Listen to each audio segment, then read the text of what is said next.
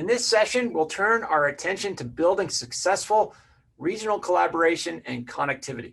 So, in the spirit of collaboration, let's begin with some brief remarks from our statewide elected officials, Senators Jon Tester and Steve Daines, Congressman Greg Gianforte, and Governor Steve Bullock. Hello, and thank you for inviting me to share a few words with you today. And a thank you to the Big Sky Passenger Rail Authority and Dave Strohmeyer for the work that you're doing to expand passenger service in Montana. It is a pleasure to be addressing so many folks who know how critical passenger rail is to Montana's economy, connectivity, and infrastructure. That's why I support your mission to expand passenger rail throughout the southern part of our state, because the more Montanans who are able to utilize these critical services, the more benefit we'll see down the tracks. But we all know that over the past few years, our existing passenger rail service has been under near constant attack. The Empire Builder Line is a Montana-born success story. But still, this administration continues to chip away at the heart of the High Line, recently announcing that they will be slashing service down to just 3 days a week beginning in October.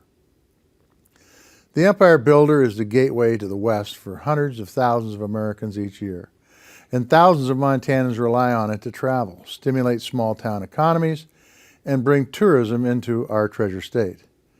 So it's absolutely critical that we defend our existing passenger rail lines as we discuss expanding our surface infrastructure, because our whole state needs to be connected in order for us all to be able to succeed.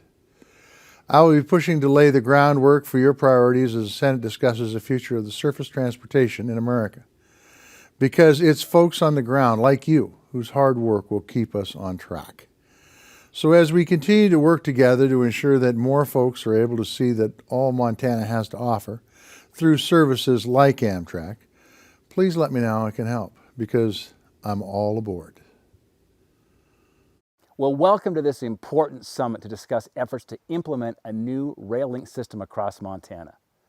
As our economy begins to reopen, it's important we have the critical transportation infrastructure in place to help better connect our rural communities and improve transportation across Montana. It's also important that we have alternative modes of transportation and services for Montana travelers, as well as travelers coming to explore what the great state of Montana has to offer. I'll continue working to ensure the transportation needs of Big Sky country are met, and that we work to achieve a solution to boost our infrastructure, our connectivity among our rural communities, and create jobs. Thanks for what you're doing, and enjoy your day today. Hello, Greg Gianforte here. I appreciate the opportunity to check in with you. I'm honored to serve as your lone voice in the U.S. House of Representatives. It's a responsibility I take very seriously. We're living in very challenging, unprecedented times. The coronavirus has upended our lives in ways we couldn't have predicted 8 months ago. Even now, I'm working so that Montanans in every corner of our state have access to opportunities to thrive and realize the American dream. One way to achieve that is to ensure infrastructure is in place to support every community. It keeps us connected, from Missoula to Sydney and everywhere in between. In June, I urged the President and the CEO of Amtrak to reverse cuts in service that impact Montana. I'll keep you posted with any updates. Folks, there's much to do in Washington and in our communities. Let me know what I can do to help you. My door's always open. Please don't hesitate to reach out to me or my staff for anything. Thank you. Enjoy your summit, and please say a prayer for our country. Hey, I'm Governor Steve Bullock. I'm honored to welcome you to the virtual 2020 Montana Passenger Rail Summit. Today, you'll hear from a range of folks: elected officials, students, business leaders, environmental activists, public health officials, and more, about a major project, the creation of a long-distance passenger rail service throughout the southern part of the Big Sky country. This diverse group has a common interest at heart, and that interest is the well-being of Montana and Montanans. Safe, reliable intercity transport can help bolster small businesses, can help address climate change concerns, encourage community connections, and so much more. Thanks so much for joining the summit. I certainly hope you folks have a great conference And I thank you for all you're doing to keep Montana the last best place. Let's dig into collaboration and connectivity. How are we going to make this happen together? We've got 4 expert guests to help us figure it out. Roger Millar, who's Secretary of Transportation for Washington State. John Spain is Vice Chairman of the Southern Rail Commission. Elaine Clegg is Council President for the City of Boise. And Rob Eaton is Director of Affairs and State Supported Service at Amtrak. Roger, let's start with you. Great, thank you. It's great to be virtually with you. And as someone who lived in Missoula and dated the woman who is now my wife, who lived in Billings, I would have loved to have seen some long distance rail on the Southern Corridor when I was living in Montana. Let me tell you a little bit about Washington's rail system and regional collaboration and our vision for the future. We're served in Washington State by 2 Amtrak long distance trains, the Coast Starlight coming up from California and the Empire Builder coming west from Montana and Idaho. We also, the Washington State Department of Transportation and the Oregon Department of Transportation cooperatively sponsor and fund the Amtrak Cascade service. And that service is contracted. We contract with Amtrak to operate the service, but the money comes from the 2 states. Actually, most of the operating money comes from the passengers. We have about a 60% fare box recovery on the service, and the capital dollars come from our respective state legislatures and governors. We're one of the few passenger rail systems today that serve both the US and Canada. Prior to COVID-19, we were serving 18 cities between Eugene, Oregon and Vancouver, BC, carrying about 800,000 passengers annually. We're serving rural communities, suburban towns, urban centers throughout the Pacific Northwest. And we understand regional collaboration because it really has been the heart of our success. We have community support for the service. We have state agencies cooperating, 2 states and a province. We have local government involvement, and we have elected officials that are behind it in terms of funding and policy decisions.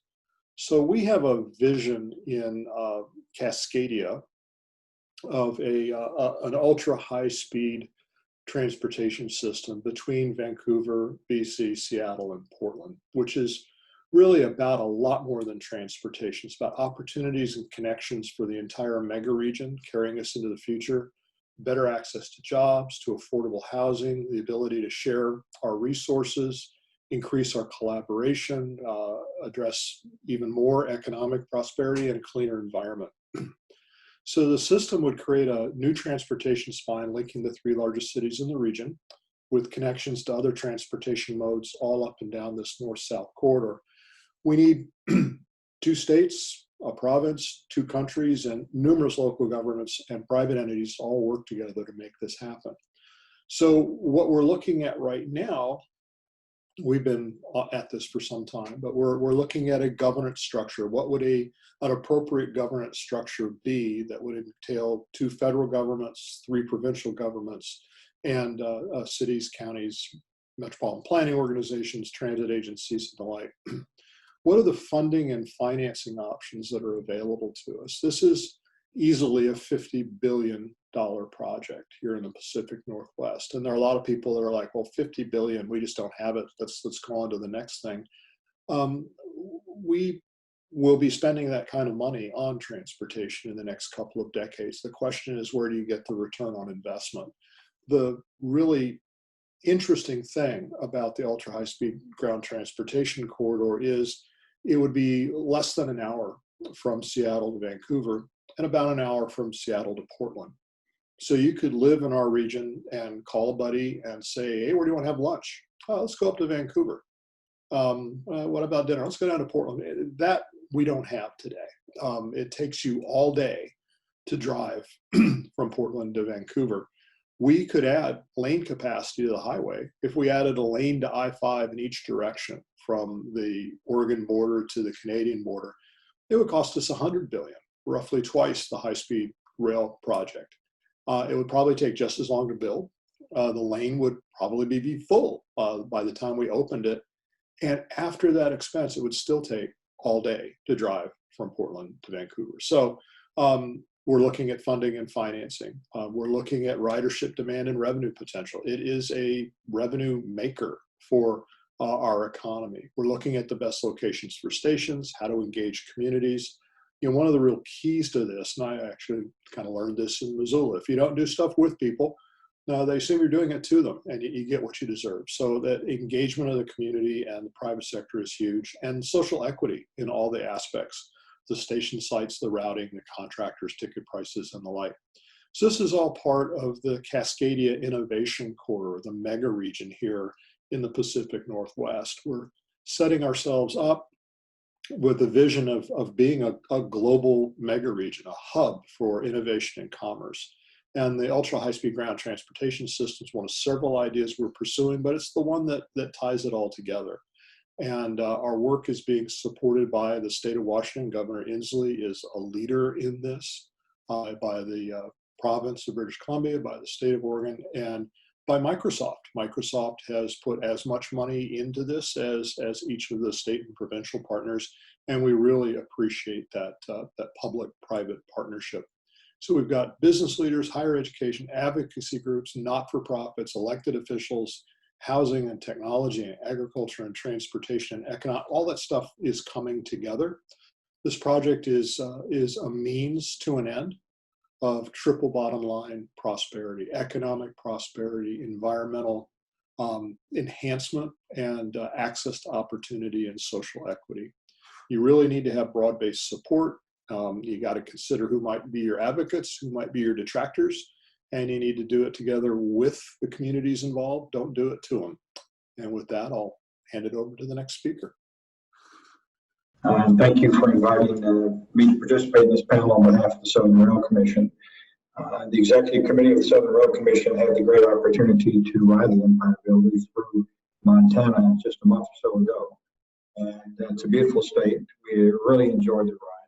And I want to tell you a little bit about what we think is a unique opportunity for the creation of other commissions similar to the Southern Rail Commission, which has the opportunity to bring together various states, various governments, both local and at the state level. It was established in 1982 by a public law of Congress, and as far as we can determine, it is the only entity ever created exactly like us. As John Roberts said earlier, the creation by the United States Congress gives us a special standing that allows federal dollars to flow from a source on the federal government directly to the Southern Rail Commission. Each state, and we have 3 states, has 6 appointees by the governors of those states. So each of our commissioners serves at the pleasure of the governor. In each of those states, that also involves the Secretary of Transportation. So we have the ability to work closely with each of our DOT secretaries. They are a critical part of looking at rail as a part of our overall transportation plan for each of our states. As we said, it currently is Alabama, Louisiana, and Mississippi. But under the federal legislation, we can invite adjacent states to join us. So as John Robert again said, that gives us the addition of 5 or 6 states as we start looking at rail projects that may want to run through those states. And so as we look at the projects we're currently working on, it's the restoration of the Gulf Coast trains from New Orleans ultimately to Orlando, Florida, the first phase being Mobile, Alabama to New Orleans. So there's a real obvious opportunity for Florida to join us when it's appropriate. That shows you the route. It's a 2 daily round trips. And what you see there is the first phase with trains leaving each city that morning. So a train leaves Mobile, a train would leave New Orleans, and it connects to the centers of tourism along all 3 states. And it's not possible without the SRC's unique structure. Can you just imagine that over the course of planning for this service, which takes multiple years, we've actually seen all 3 governors change from the time we started the project to our current project we're about to go to contract with. The SRC's ability to operate in partnership with the United States Congress and our 3 states gives us the ability to sustain these kind of projects over multiple years and over multiple political elections and jurisdictions. So It's a model that we believe will work in other parts of the country. We are encouraging you to look at that legislation. We actually have had conversation in many instances with your congressional delegations in Washington who have asked us to talk to you about this because we believe it is an ideal solution that can be done that you should consider. From a very selfish standpoint, we would love to see the creation of additional commissions across the United States with the idea that ultimately we might create a passenger caucus in the Congress representing multiple states, multiple commissions that would give us additional influence, additional funding opportunities, and additional voices from other parts of the country. One piece that I would add to this is that it may be unique to us, but I doubt it. Part of what we are interested in are evacuation trains. And when you look at Katrina in 2005, had we been able to move almost 1 million people on trains, it would have been much safer, much faster, and we chose not to do that. It's obviously important as we live here today. We just had a Category 4 hit southwest Louisiana, and we're literally hours away from Hurricane Sally having hit the Mississippi-Alabama line. Think about people who don't have transportation, people who live in poverty, people who for some reason or another cannot get on an airplane or leave those areas where they are in danger. But being able to bring in special trains and moving large numbers of people out of harm's way into other northern and western states. And that's a critical part of our planning. In those instances, which we hope don't happen, but unfortunately are happening more often than we would like, we can use trains when these lines are built to get people out of harm's way. Rail policy included, and this is much of what John Robert talked about earlier. Our partnership with Transportation for America means that they help us have a voice in Washington. And almost every significant piece of legislation that has addressed passenger rail comes out of the work of the Southern Rail Commission with a great deal of support from our states and our congressional delegations from all 3 states.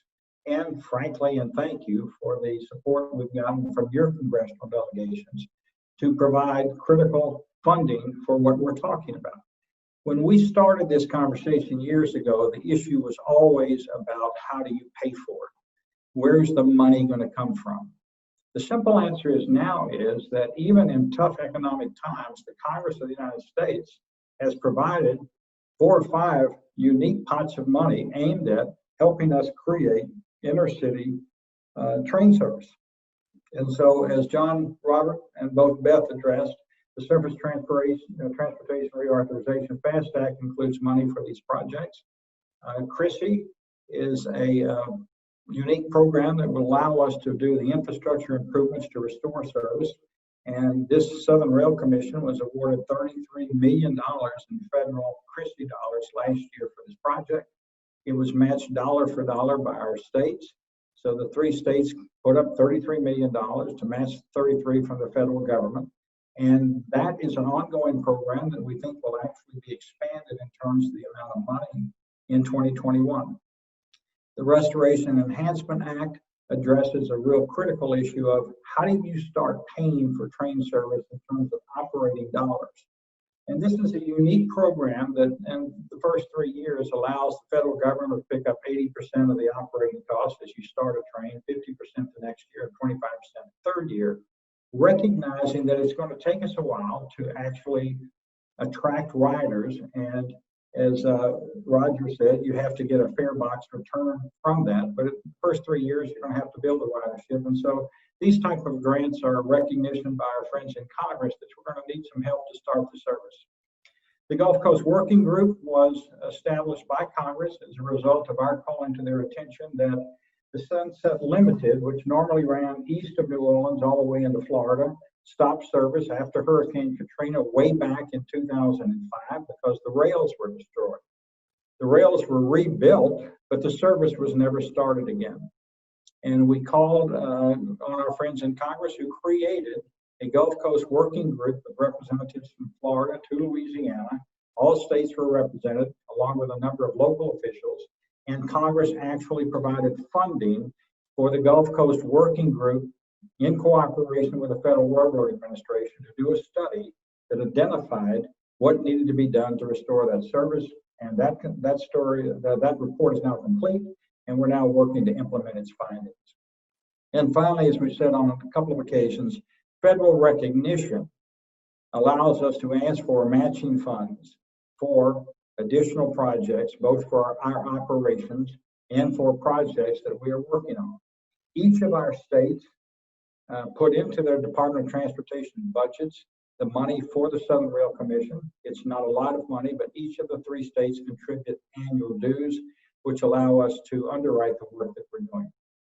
This is a video that I think you'll be interested in that shows you a 2017 inspection train that, as we started trying to engage people along the route to tell them what Amtrak's passenger service might look like, we had the secretary, the FRA administrator, and a number of our elected officials ride a train with us. And it's a wonderful opportunity for you to see the response we get from working people who really understand how important bringing passenger service back to their cities are. So we'll enjoy this, and maybe we can take some Q&A after that.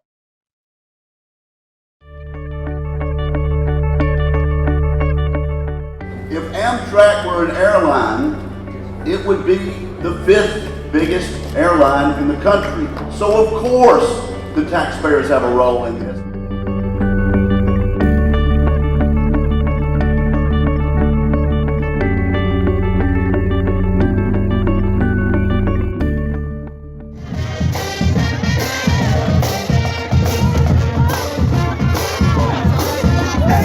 When they come here, they love you. Now we're going to get them here. We're going to get them on board. We're going to get them on this train, and they're going to be here, and they're going to stay, and they're going to love it. And this is going to be where they talk to all of their friends from all across the nation and say, if you want to see the beauty of God's great creation, go to the Mississippi Gulf Coast. Thank you, all aboard! We've got the top brass. We've got the local leaders. We're going to make this work for Mississippi and for the taxpayers. Thank you very much. We just need more people. We just need more people to come and see this beautiful city, come see this beautiful Gulf Coast.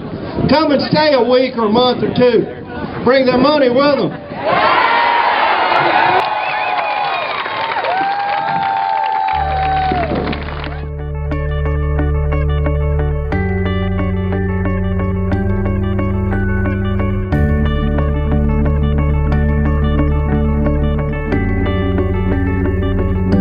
Gentlemen, Tallahassee, we gotta have it. So we're what? Fired up? Fired up?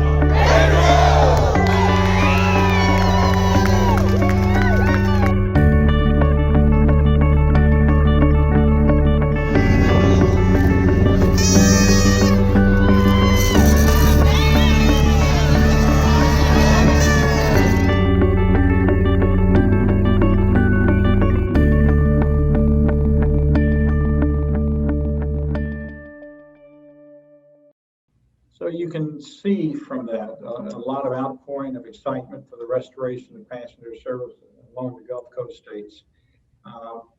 We think that will occur in your states as you start talking about people coming back to use train service.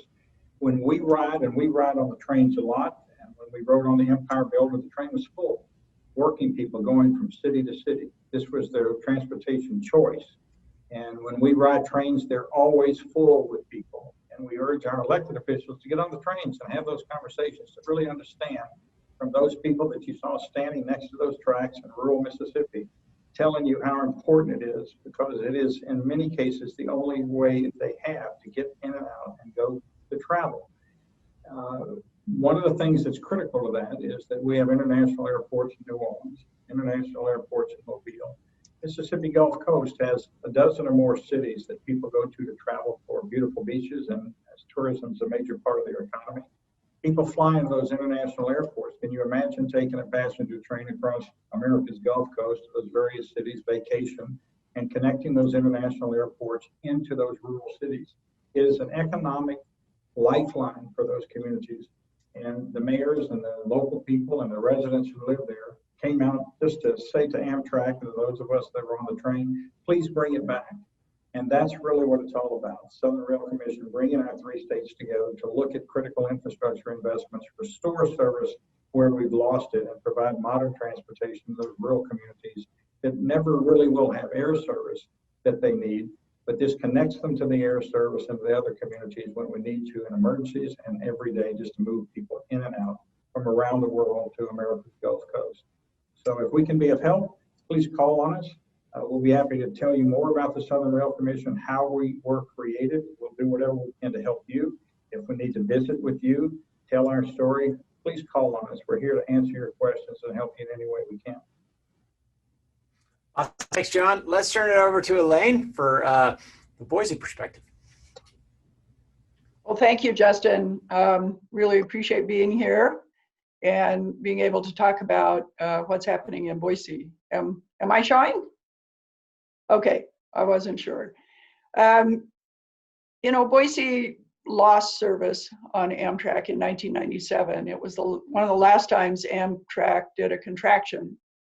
And we've never been able to restore that service. And we've been interested ever since then in doing so. Boise happens to be the most remote big metro region in the United States. We're a city of 250,000 in a region of about 750,000. The closest big regions to us in all directions are Portland, Spokane, Salt Lake, and to the east, really not much until you get to Denver and Minneapolis. And so because of that remoteness, we serve an awful lot of people with various regional services. We have medical services, we have a big tourism industry. People fly into Boise and then go many, many places around the state of Idaho. Like Montana, Idaho has many great recreation sites. We also have a lot of economy that just travels east-west across the southern part of the state. And right now, the only choice, if you want to travel between the cities in the southern part of the state, is to get in a car and drive, or to use a Greyhound service that, frankly, at this point is quite slow and pretty underserviced.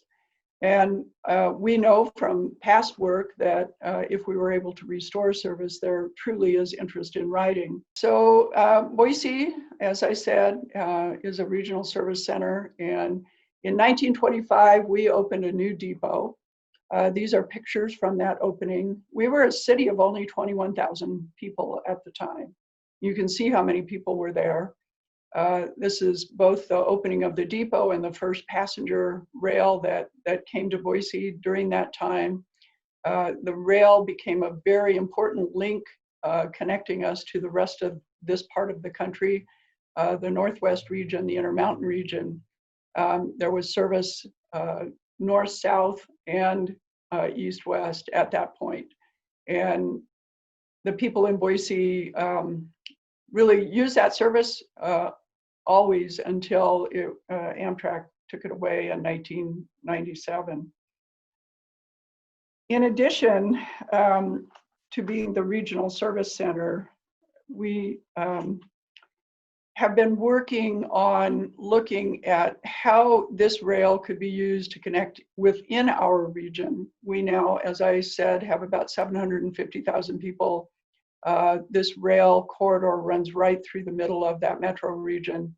And we believe if we could restore it for passenger service, it would be also ripe to be used in addition to the intercity service as a commuter service between the cities within our metro region, and very, very interested in that.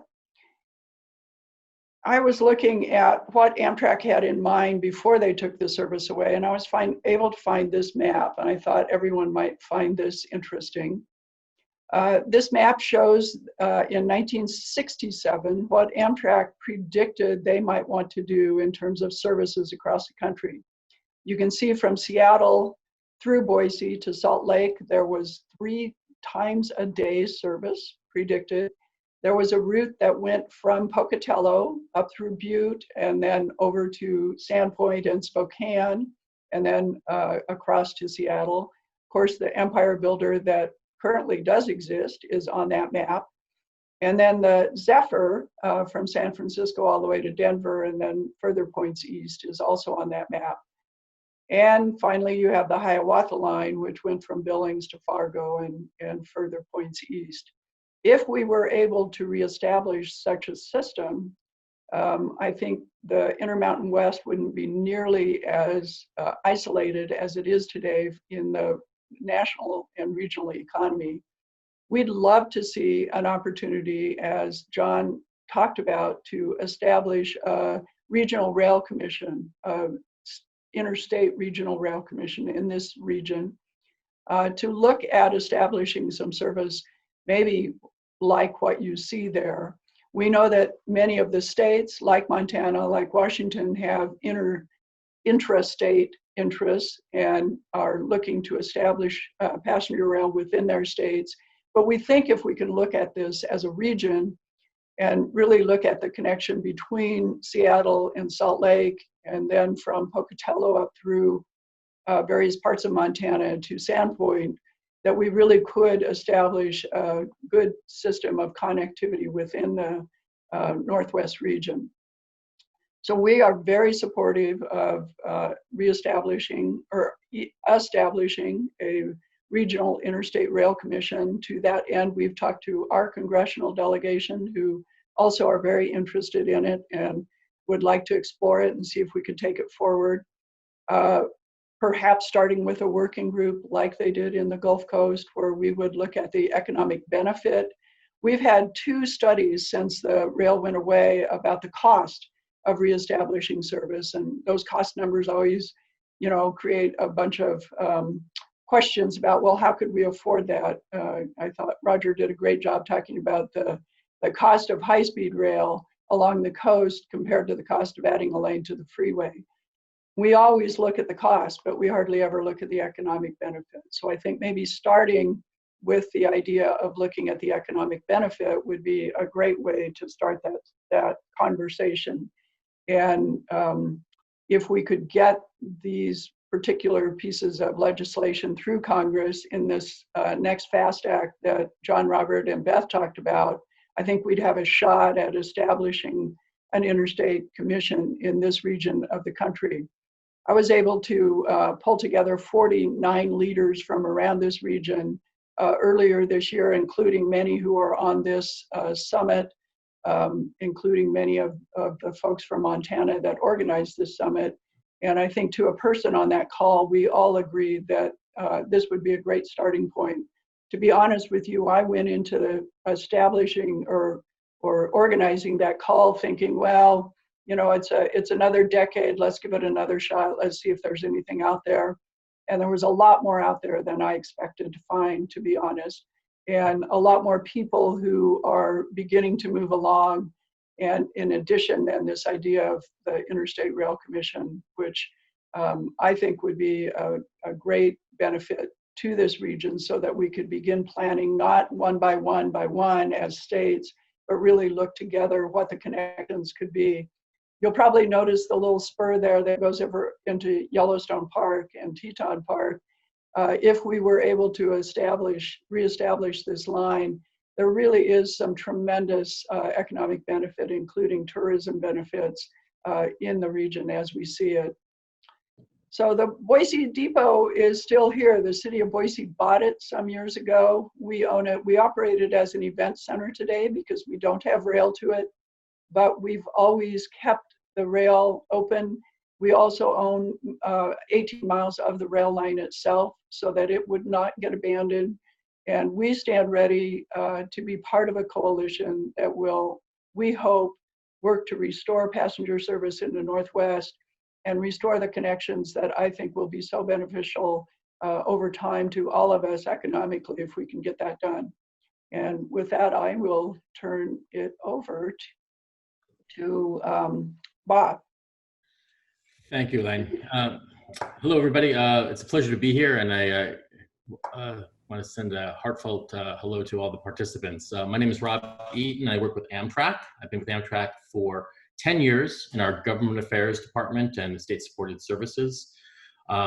So my job actually here is to, besides here, is I work with local, state, and federal elected officials in the field for the 12 western states of the United States as well as the Department of Transportation, their rail divisions. So I have that distinct honor of working with the local communities, the states, on transportation. Before joining Amtrak, I served like John I was a city council, was able to actually reestablish passenger rail service to Leavenworth with Amtrak after negotiating with BNSF and Amtrak. So I think my skill set here is unique to work with commissions. I'm going to be actually acting as a resource to the authority to provide direction on what opportunities are out there for the authority to reach out, talk to people, talk to elected officials, and how you move down this journey. We have some really great examples for the Big Sky Rail Authority to look at. We've, as John Spain has mentioned, the commissioner has mentioned, that we've got the SRC. It's a multi-state organization that has congressional authority. Secretary Millar has mentioned the two-state, province, two-country coalition we have here in the Cascades. And there's also another emerging rail corridor, the Front Range Rail Corridor, which has state authority, but it also has other Wyoming, representatives from Wyoming on their commission, and I serve on that commission as well as a resource. So I appreciate Justin saying that I was included in experts. Definitely not an expert. I can find the answer. I can look to my colleagues in Amtrak and various departments and bring in greater minds than mine, like our operations department, our engineering department, to help answer questions and help facilitate the discussion for the rail authority as the Big Sky Rail Authority goes down its journey to determine what type of service is right for Montana and the adjoining states, what it looks like. There's some really good questions that are coming through. I've noticed about type of equipment, where the alignment is, ADA accessibility. These are questions that will be, I believe, addressed from the rail authority as you go along that journey. So I'll pass it back over to Justin. Super, great. Thanks to the panel, and thanks to the audience. Some great questions coming in. One that's come in several times in several different iterations is a question about climate change. And what do we know about the benefits of rail, or the sort of the environmental costs or benefits to rail versus other modes of transportation? How does this fit into a transportation mix that could address climate change in a positive way? That's a great question. And we here in Washington State consider climate change in just about everything that we do. The ultra high-speed ground transportation system, when implemented, will take about 20% of the trips that would have gone by automobile otherwise off of the highway, and have a positive impact. Most of our electricity in Washington State is renewable, and we have a commitment to go 100% renewable in the very near future. So projects like the rail corridor you're considering can be game changers in the climate change battle. The city of Boise also has a renewable goal by 2035, and we're working hard toward that. We know that if this service were to be restored, a lot of people in Eastern Oregon who currently travel to Boise for services, and across Southern Idaho who travel over to Boise for services, could get there on the rail instead, and instead of using individual vehicles on the freeway. We know that that would benefit climate change. We also know that as rail goes forward, it's one of the technologies that can be easily retrofitted to electric service. And we're doing that now with our bus system, and would look forward to finding a way to ensure that as we restore this, we do it in a way that's as environmentally friendly as we could. And I'm going to add from the Amtrak perspective, our locomotives are actually, our next generation of locomotives are very environmentally the top notch in terms of the standards for environmental. But what we also do, which most people don't know, is that in key locations, we try to install shore power, just like you plug in an electric vehicle, but so we reduce the idling. So where opportunities exist and we can put our shore power in, we actually plug in our locomotives at night. We do it here in Seattle to reduce idling of the engines, reducing the impact to the environment. Super. So we got a couple questions about the role of private investments in these arrangements. We've talked a lot about public investment and these public commissions, et cetera. What's the role of private investment, if any, in some of these arrangements? Well, I can speak to one that I'm working on in the state of Colorado. Actually, it's a unique opportunity. But first of all, there's always opportunity for private investment. You know, in terms of along the right of way. Previous panel talked about transit-oriented development and the stations, but one unique partnership that I'm working on at Amtrak is actually with the Winter Park Resort. The Winter Park Resort is a private ski resort in Colorado, and we partnered with them to build a station at the resort itself. So they actually invested in the capital for the stations, that it was ADA compliant. They actually partner with us for the operating costs of that train, and it's a really great public-private partnership to have a seasonal service 3 or 4 days a week during the winter months from Denver to Winter Park. So there are definitely opportunities, and Amtrak as an operator are looking for unique chances to partner. Super. Yeah, I think it's going to be incumbent on us in the Northwest as we look again at the Cascadia corridor to engage the private sector. It's the only way we're going to be able to afford it. We in the public transportation space often behave like a kid who mows your lawn and then knocks on the door and asks for money.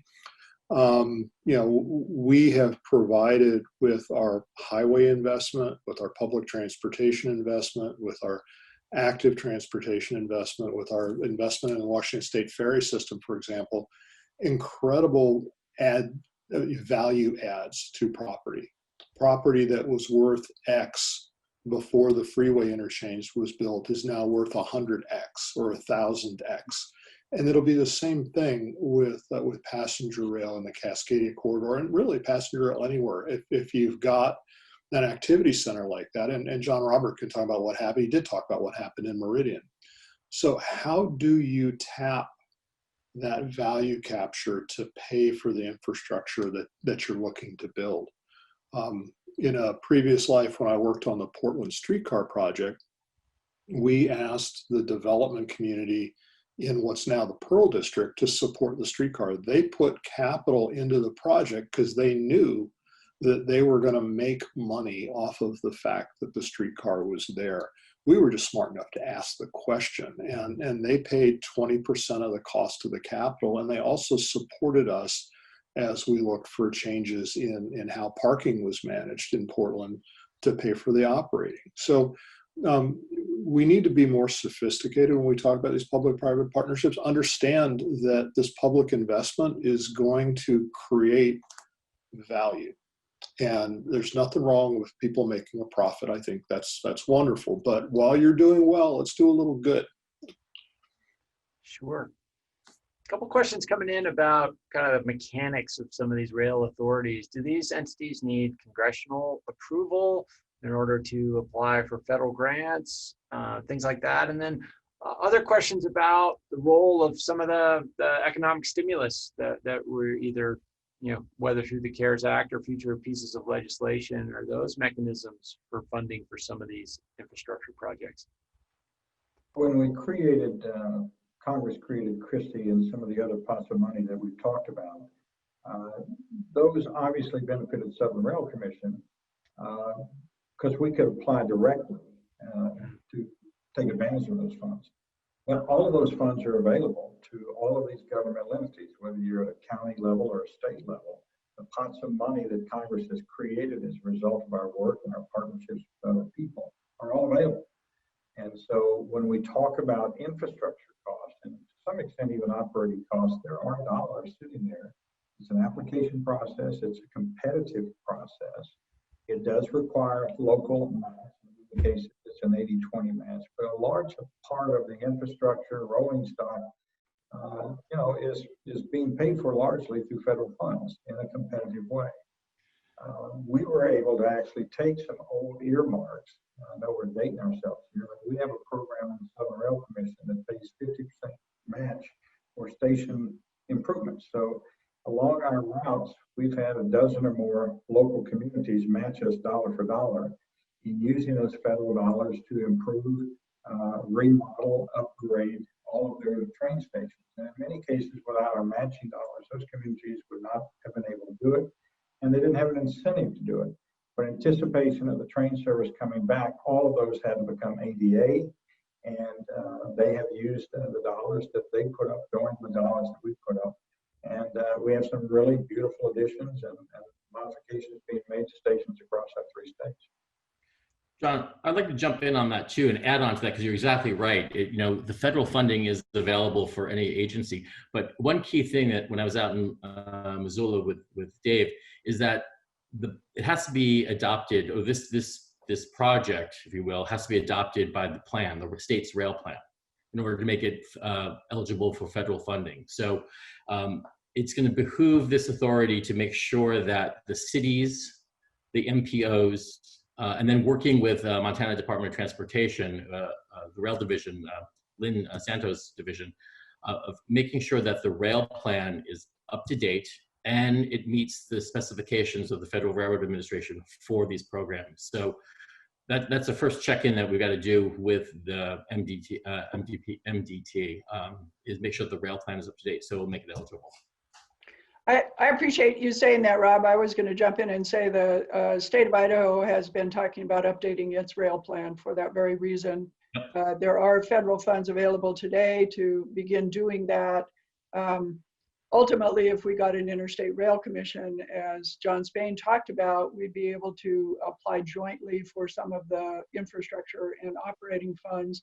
In the meantime, you can apply individually for those or as a consortium of state DOTs, but of course it's a little bit harder, at least from what I've been able to determine, to make sure that you get everybody on board and get the appropriate MOUs in place so that as you do that, you have a good chance at the money. There was a quick question, Justin, about the 18 miles of track that I talked about in Boise. I'd just like to quickly say everything east of our depot was going to be abandoned, and rather than let that happen, the city of Boise purchased it from UP, and we use it now mostly for storage, but we keep the track up to date and in working condition, at least for freight. There are about 2 freight trains a day that use it, but ultimately, at least it's still there to be improved for passenger if we get that restored. Super. Well, these panels just fly by. Questions are great. The panelists' comments are super informative. I wish I could get everybody's question in every panel. We're trying. We got some specific questions about the proposal, as I mentioned, that we're kind of going to save for some of the local players that we talk to next. But thanks to the panel, and thanks for all of you for the questions. See, Alex, thanks for putting the poll results about what sort of amenities you'd like when traveling by rail. Looks like Wi-Fi is a big one. Which long distance route would you prioritize? Chicago, Seattle, Portland. Yeah, interesting results there. As we go to break, we have another video for you. This is part 2 of the Back on Track video produced by Tom Aldrich with help from Justin France, illustrating how passenger rail can be a force for connectivity, sustainability, and equity in our communities.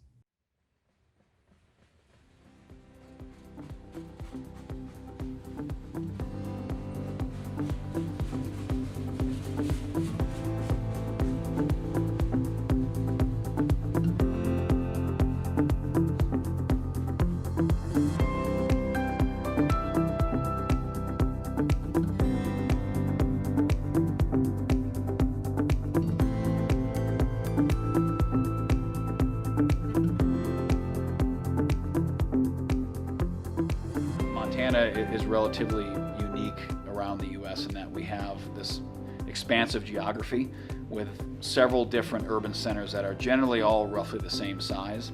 the interrelated commerce between those cities should only be getting stronger as the state grows in population, and this would be a tremendous way to tie those economies closer and let them leverage each other.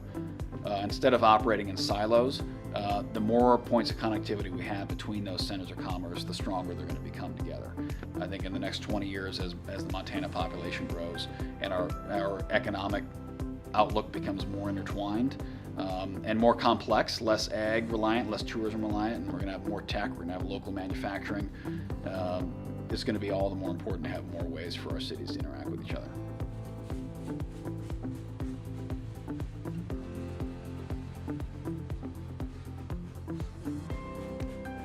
Have lost something that I believe is vital to our transportation portfolio in the state. I have rode upon the Empire Builder, and it's a great way to travel, but we have not been able to experience that and have that connectivity in the southern tier of Montana. So I see this as an opportunity to invest in our economy, to invest in the ability for our citizens to get around and be connected, and to invest in the environment of this state and this nation and this world. Passenger rail and rail in general is a much more environmentally sensitive way to move goods and people around, and that's at the heart of what I hope we can accomplish, is serving our citizens, addressing environmental sustainability, and enhancing our economy.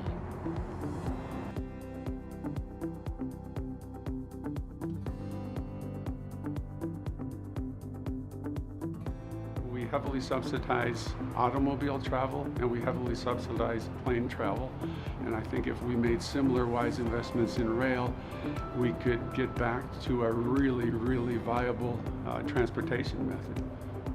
So it's not only economical for passengers, but also the economic benefits for communities on the ways would be significant, as they have been in the past. There's a reason this iconic depot is here. It was an economic driver for Gardner, for the railroad companies, and for Livingston itself. Up on the High Line and other areas where there still is passenger rail service, they hang on to that service fiercely. And I think there's an amazing case to be made for bringing it back.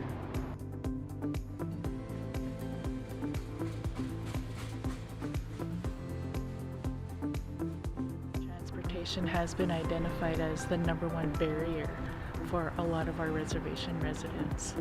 Anytime we can improve our infrastructure, we strengthen our local economy, and that is a really important priority for the Confederated Salish and Kootenai tribes. And as we consider COVID-19 economic recovery, any increased opportunity to provide enhanced transportation options are going to help with business expansion and development across the state.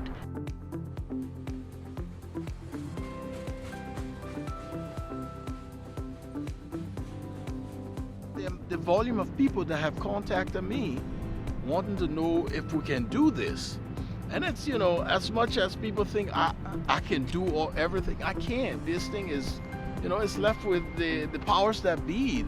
They would need to get on board, and let's have the rail system here again, because I think it can only help our economy. It can only help the people of this state. I foresee people using the train to go back home when the legislature is in session. I foresee them using the train to go back home on the weekends, because traveling through the state is less hectic. And you know, when they're here, it's most during winter months and all of that. Nobody wants to travel during the winter months.